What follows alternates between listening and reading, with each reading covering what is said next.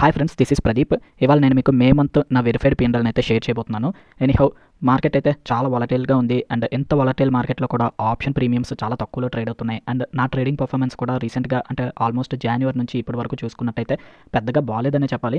ఎందుకంటే తీసుకున్న trades either stop లాస్ని కానీ లేదంటే ట్రైలింగ్ స్టాప్ లాస్ని కానీ హిట్ అవుతున్నాయా తప్ప మోస్ట్లీ టార్గెట్స్ అయితే పెద్దగా అచీవ్ చేయట్లేదు. ఇక్కడ మీరు చూస్తే సిగ్మెంట్స్లోనే నేను ఈక్విటీ, ఫ్యూచర్స్, కరెన్సీ, కమోడిటీ అన్నింటినీ సెలెక్ట్ చేశాను. And time line to share కూడా నేను 30 డేస్ని అయితే ప్లేస్ చేశాను.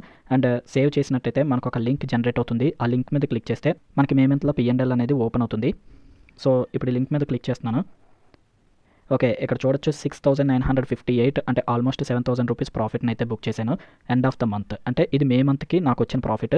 డెఫినెట్లీ చాలా చిన్న ప్రాఫిటే, ఎందుకంటే నేను ఆల్మోస్ట్ 5 lakhs వరకు ట్రేడింగ్ క్యాపిటల్ని అయితే మెయింటైన్ చేస్తున్నాను. 5 lakh క్యాపిటల్ మీద 7,000 ప్రాఫిట్ అనేది చాలా చాలా చిన్న profit. But at the same time ఎంత యాక్టివ్గా ట్రేడ్ చేసినా కూడా లాస్లో అయితే ఎండ్ అవ్వలేదు, కాబట్టి నేనైతే సాటిస్ఫైడ్గానే ఉన్నాను. ఎందుకంటే ముందుగా చెప్పినట్టు మంత్కి ఎంత ప్రాఫిట్ జనరేట్ చేయాలి అనేది నా టార్గెట్ ఎప్పుడు కాదు. ఎండ్ ఆఫ్ ద ఇయర్ నేను ఒక డీసెంట్ ప్రాఫిట్తో అయితే ఉండాలి అని అనుకుంటాను. ఇక్కడ మీరు చూస్తే ఓన్లీ F&Oలోనే మాత్రమే ట్రేడ్స్ చేసే కాబట్టి F&Oలోనే మొత్తం ఈ 7,000 రూపీస్ ప్రాఫిట్ అయితే వచ్చింది. వీడియో నచ్చితే లైక్ చేసి ఛానల్ని సబ్స్క్రైబ్ చేసుకోండి.